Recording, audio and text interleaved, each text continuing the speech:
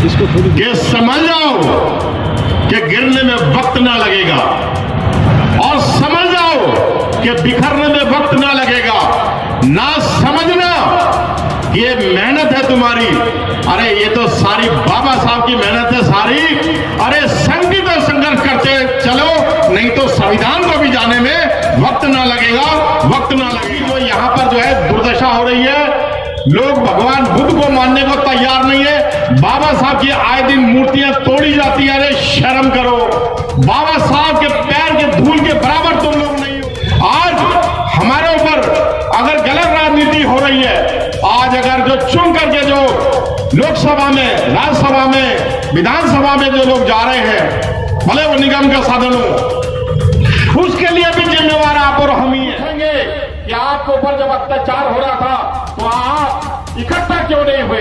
अरे आपको धरना, विरोध, प्रदर्शन, चक्का जाम करने की अनुमति भारत का संविधान देता है, और आज जो सत्ता में बैठे हैं, क्या वो इन्होंने धरना, विरोध, प्रदर्शन, चक्का जाम नहीं किया?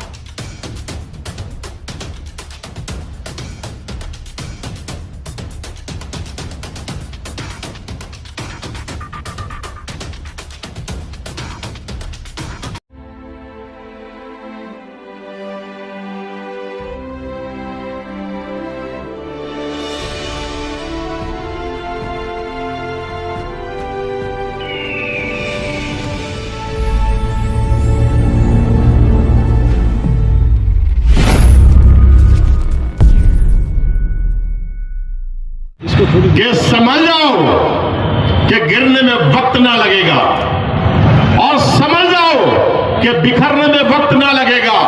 ना समझना ये मेहनत है तुम्हारी, अरे ये तो सारी बाबा साहब की मेहनत है सारी। अरे संगठित और संघर्ष करते चलो, नहीं तो संविधान को भी जाने में वक्त ना लगेगा, वक्त ना लगेगा। दोस्तों, दुनिया में 249 मुल्क हैं।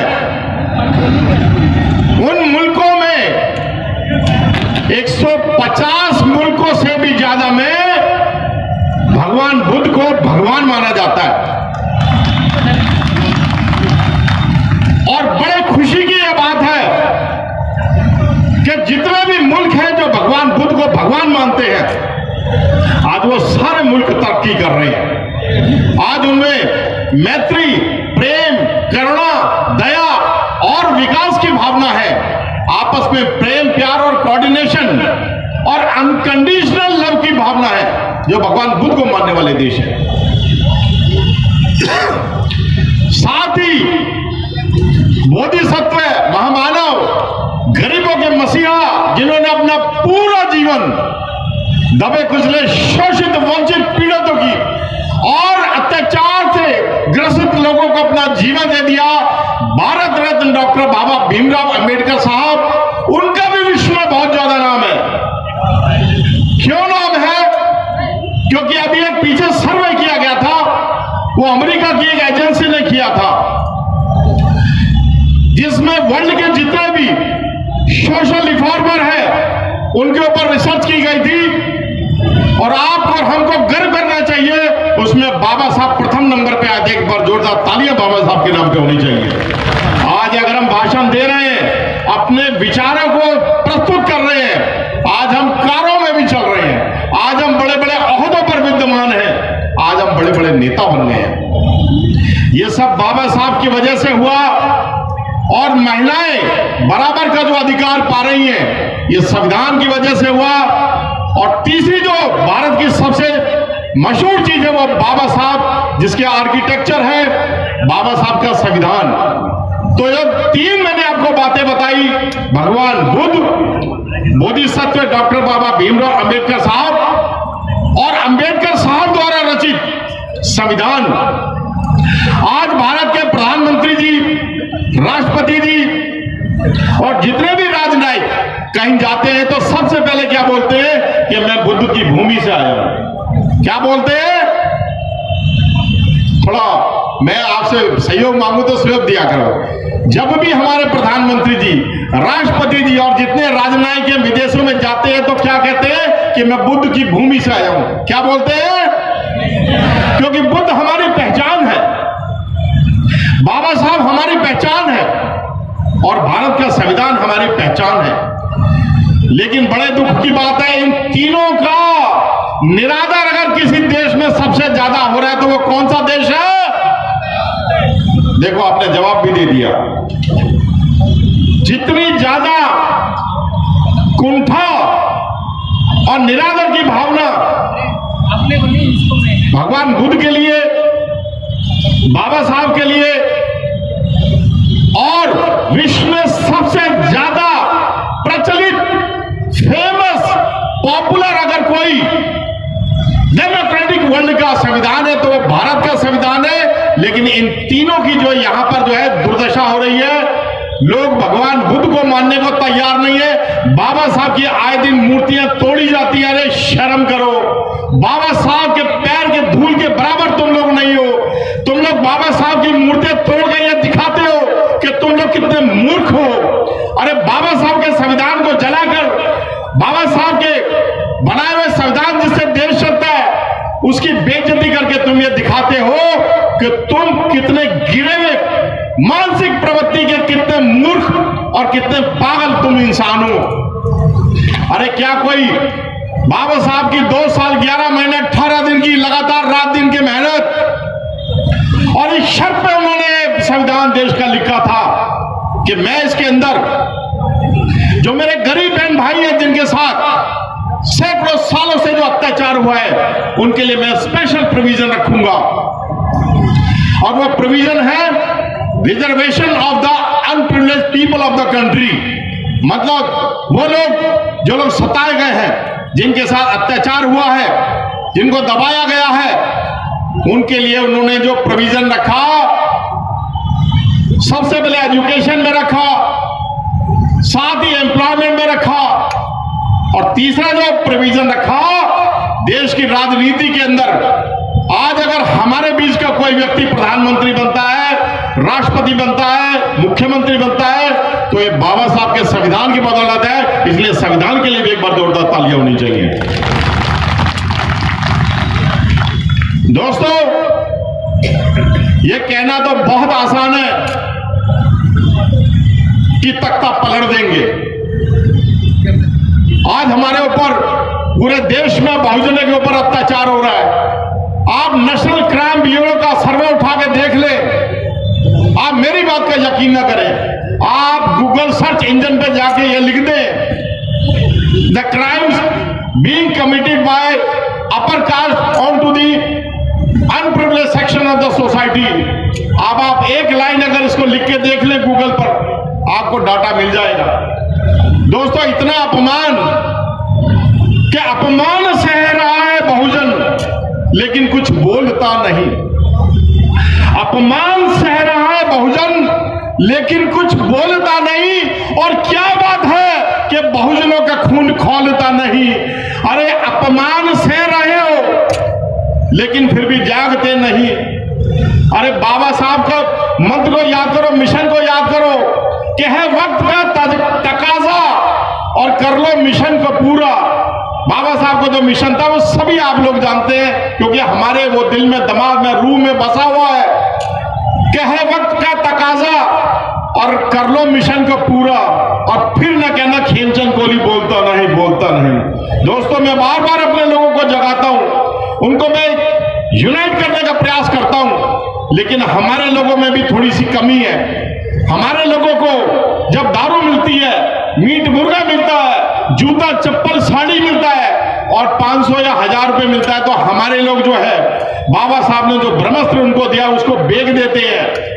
आज हमारे ऊपर अगर गलत राजनीति हो रही है, आज अगर जो चुन करके जो लोकसभा में, राज्यसभा में, विधानसभा में जो लोग जा रहे हैं, भले वो निगम का साधन हो, उसके लिए भी जिम्मेवार आप और हम ही है।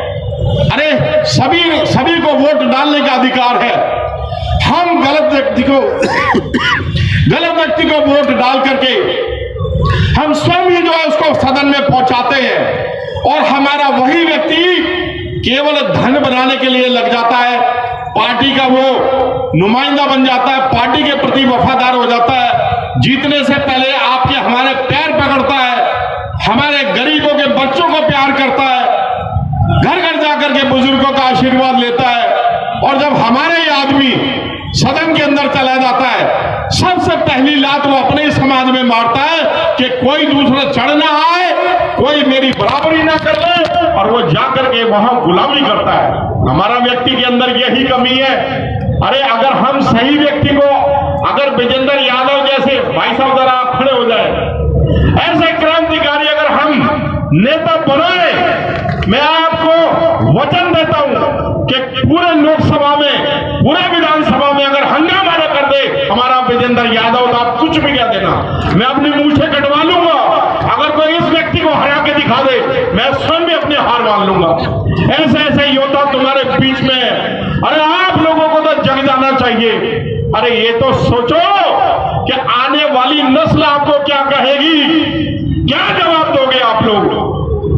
और कभी भी किसी से हिम्मत नहीं हारनी चाहिए कि मेरा कार्यक्रम असफल हो जाएगा। यही रामलीला का मैदान था। 4 दिसंबर 2016 को मैंने इस मैदान को भरा था अकेले अपने दम पे। मैं तब ओबीसी महाफ्रंट को नहीं जानता था, लेकिन मैंने हिम्मत करी, ताकत लगाई, और मैं सारे राज्यों में गया। मैंने लोगों को समझाया कि जागो। लेकिन मोदी जी ने नवंबर 8 को नोटबंदी लागू कर दी, और वो जो कार्यक्रम था हमारा नोटबंदी में फंस गया। लेकिन दोस्तों, हमारे साथी डर गए कि इस कार्यक्रम को पोस्टपोन करो। मैंने कहा नहीं, अगर हमने जमीन से जुड़ के काम किया होगा तो लोग अपने आप आएंगे। दोस्तों, 15-17 हजार लोगों को मैं हलाने में सफल रहा। फिर भी मैं उसको असफल कार्यक्रम मानता हूं, क्योंकि वो बहुत महंगा कार्यक्रम था। मैं आपको ये बता दूं, जिस मैदान में आप बैठे हैं, इसको बुक कराना भी एक अपने आप में टास्क होता है, क्योंकि मैंने स्वयं बुक कराया। 2 महीने लग गए मेरे को इसको बुक कराने में। दुनिया भर के आपको महकमों की एनओसी चाहिए, पुलिस की, ट्रैफिक की, फायर की, हॉर्टिकल्चर की, एमसीडी की, दुनिया भर की आपको एनओसी चाहिए। यहां पे किया जाने वाला कार्यक्रम, अरे कोई छोटा मोटा कार्यक्रम नहीं होता। किसी भी कार्यक्रम को आप करें, चाहे छोटा हो चाहे बड़ा, धन ऊर्ज और समय लगता है, अरे पूरी ताकत लगती है। इसलिए सभी व्यक्ति को जो है, united we stand, divided we fall, हमें पूरी ताकत झोंक करके हर कार्यक्रम को सफल बनाना चाहिए। वरना क्या जवाब दोगे आप अपने आने वाली नस्लों को, जब वो पूछेंगे कि आपके ऊपर जब अत्याचार हो रहा था तो आप इकट्ठा क्यों नहीं हुए। अरे आपको धरना, विरोध, प्रदर्शन, चक्का जाम करने की अनुमति भारत का संविधान देता है, और आज जो सत्ता में बैठे हैं, क्या वो उन्होंने धरना, विरोध, प्रदर्शन, चक्का जाम नहीं किया? अरे उन्होंने भी खूब किया है। हमेशा जब भी किसी को मिला है तो एफर्ट करके मिला है, मतलब मेहनत करके मिला है। किसी को भी परोस करके थाली में उसके अधिकार नहीं दिए जाते। अरे जो अधिकार हमारे फंडामेंटल राइट है, वही हमको नहीं मिले।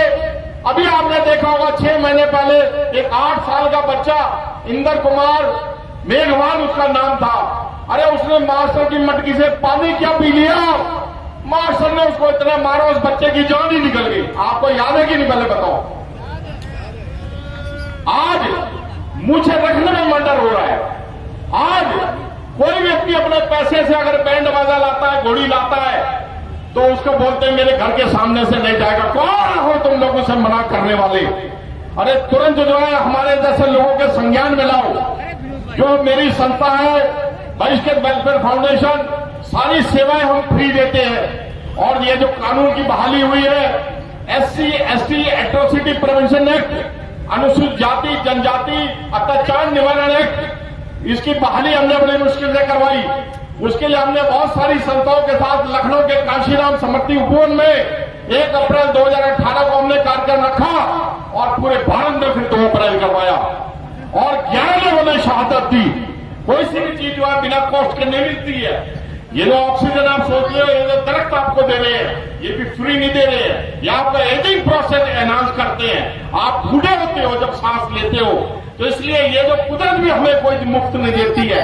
अगर हमें अपने हक और हुकूक चाहिए, हमें अधिकार चाहिए, तो अपनी शहादत देने के लिए, अपना कुर्बानी देने के लिए भी हमें तैयार रहना पड़ेगा।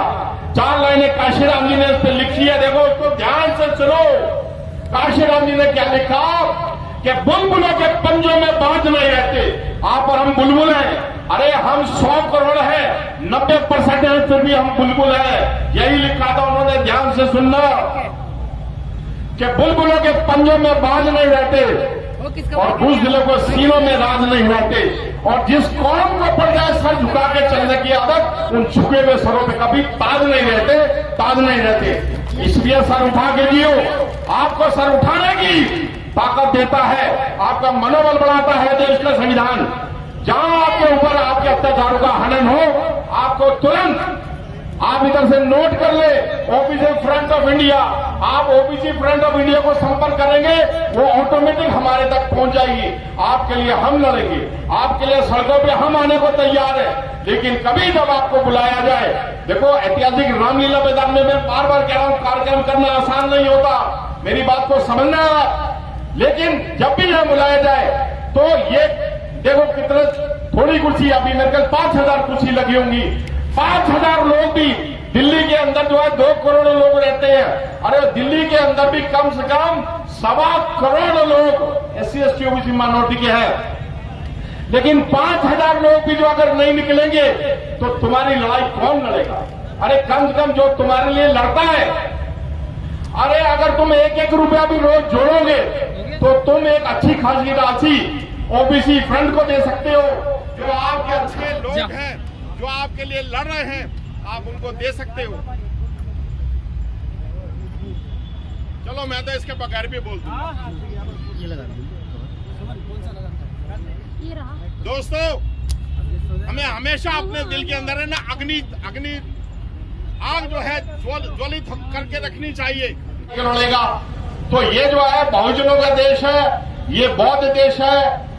यहां आप देख ले, आप कहीं पर भी जो आज ऐतिहासिक इमारत है, अगर उसकी बुनियाद को आप खोदेंगे तो आपको बुद्ध के प्रमाण मिलेंगे। मैंने एक जो कार्यक्रम जंतर मंतर पे हुआ था, उसमें मैंने अपनी स्पीच में एक बात रखी थी कि जहां अयोध्या का जो मंदिर है, अयोध्या के मंदिर पे भी बौद्ध विहार थे। इतने ज्यादा बौद्ध विहार थे कि वहां के बौद्धों के सर काट करके ये जो सरयू नदी है, इसका नाम सरयू कैसे पड़ा? इसका नाम तो शिप्रा है। इस नदी का नाम तो शिप्रा है। इस 3-3.5 किलोमीटर की जो बेल्ट है अयोध्या नदी के सामने, अयोध्या मंदिर के सामने, इसका नाम सरयू है, बाकी ये शिप्रा नदी है। बौद्ध लोगों के सर काट के इसमें भर दिए गए थे। इतने बौद्ध लोगों में एक कमी थी कि उन्होंने अहिंसा को अपनाया, आराम से अपने सर कटवा लेते थे। यहां मेरा यह जातीय अनुभव है, मैं किसी की कही बात नहीं कहता हूं। उनको भी प्रतिरोध करना चाहिए। चींटी को भी प्रकृति ने डंक दिया है, आप उसे मसल तो देते हैं लेकिन वो आपको काटती जरूर है। हमें प्रतिरोध करना चाहिए। सब ठीक है। हमारे जैसे आज का जो आप लामा देखते हैं, वो मार्शल आर्ट सीखे हुए हैं। ऐसे हमारे लामाओं को, हमारे बौद्धों को मार्शल आर्ट सीखनी चाहिए थी। उन्हें इनका विरोध करना चाहिए था। उनके सर काट करके इस नदी में भर दिए तो इस नदी के नाम सरयू पड़ गया। क्या पड़ गया? तो देखो, आप कहीं भी चले जाएं, आपको बौद्ध के वहां पे पूरे प्रमाण मिलेंगे। इसलिए हमें वापस भगवान बुद्ध की ओर जाना है, बाबा साहब के चरणों में बने रहना है और संविधान को अपने सर आंखों पे बना के रखना है। क्योंकि संविधान है तो हम सब लोग मान सम्मान के साथ भारत में जीवित हैं। सम्मान है तो हम सब लोग मान सम्मान के साथ भारत में जीवित हैं। क्योंकि अगर ये बाबा साहब का संविधान ही है जो आपको हर चीज की इजाजत देता है, वरना भाई साहब आपके लिए एक और संविधान तैयार है। अगर वो संविधान लागू होता है, देखो सरकार ने अपनी मंशा क्लियर कर दी है। भारत सरकार ने अपने आज 75% जो उपक्रम है वो प्राइवेट हाथों में दे दिए, जहां आरक्षण का कोई प्रावधान नहीं है अभी। लेकिन संविधान फिर भी जिंदा है, आरक्षण भी अभी जिंदा है। लेकिन आप और हम सब मिलकर के अगर इस लड़ाई को सामूहिक रूप से लड़ेंगे तो हम इसमें अवश्य जीतेंगे। और दोस्तों, मेरे को भी जो है अल्टीमेटम मिल गया है, तो मैं 4 लाइनें कहूंगा और अपनी वाणी को विराम दूंगा कि मेहनत अपने भाग्य की रेखा, मेहनत अपने भाग्य की रेखा, और मेहनत से क्या डरना, और कल गैरों की खातिर की आज अपने खातिर करना, और फैला दिए सीने अपने और फैला दिए पाए, और हम चाहे तो पैदा कर दे चट्टानों में रहे, चट्टानों में रहे। जय जय जय जय जय